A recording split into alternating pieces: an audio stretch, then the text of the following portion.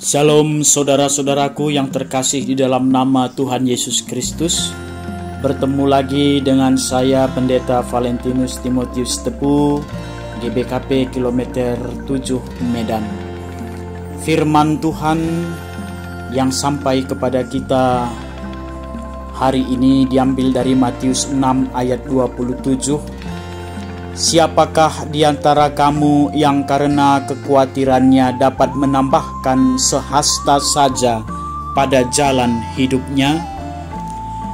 Saudara-saudaraku, Dr. Edward Podolsky, seorang dosen dan penulis buku Stop Worrying and Get Well, menyampaikan bahwa kekhawatiran yang dipelihara secara terus-menerus dapat menyebabkan seseorang menderita penyakit jantung, darah tinggi, migrain, dan sebagainya. Khawatir adalah rasa takut, gelisah, cemas terhadap suatu hal yang belum diketahui dengan pasti. Bukankah sia-sia jika mengkhawatirkan hal-hal yang belum pasti terjadi? Apakah pernah problema hidup kita terpecahkan dengan hanya khawatir terus-menerus? Apakah ada yang menjadi lebih baik ketika kita khawatir? Tentu saja tidak ada, saudara-saudaraku. Kekhawatiran bisa melumpuhkan dan membawa kita semakin terpuruk ke dalam jurang kebinasaan.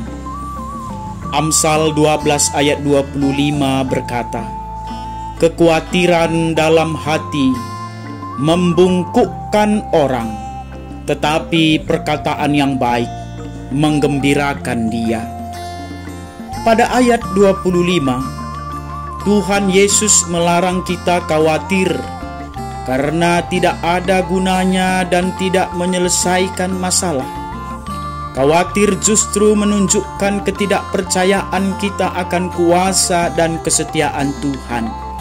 Bisa juga kita baca di dalam ayat 26. Kekhawatiran terjadi karena kita lebih banyak menggunakan mata jasmani daripada mata rohani atau mata iman. Apa kunci mengatasi kekhawatiran menurut Yesus? Pertama, kita harus berjalan dengan iman, mempercayakan hidup sepenuhnya kepada pimpinan Tuhan.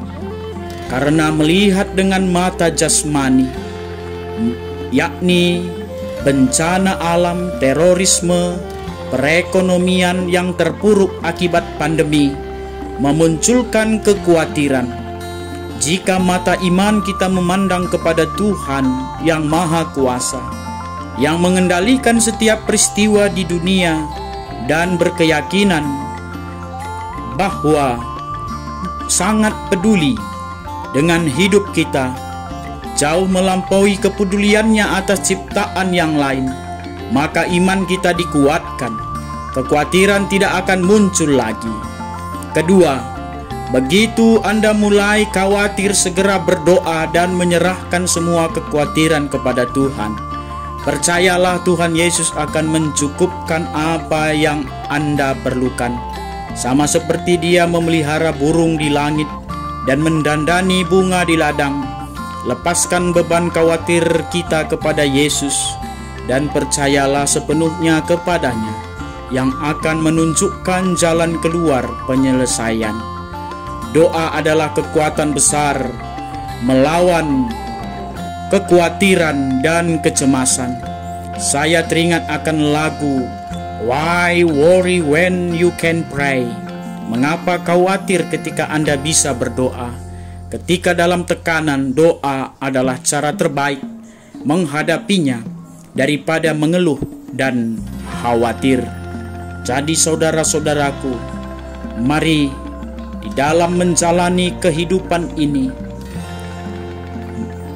biasa ketika kita mendapat tantangan, cobaan, kita mengalami kekhawatiran. Tetapi janganlah sempat kekhawatiran itu menjadi momok di dalam hidup kita, sehingga kita lupa berdoa, lupa akan kuasa Tuhan yang mampu menyelesaikan segala permasalahan dalam hidup kita.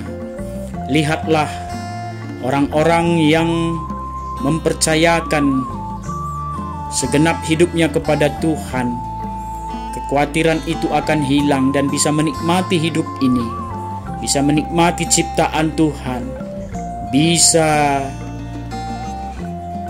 menikmati keindahan-keindahan alam, sehingga beban pikiran tidak ada di dalam hidup kita dan menjadikan kesehatan kita, imun kita meningkat, sehingga kita lebih bersukacita menjalani hidup ini.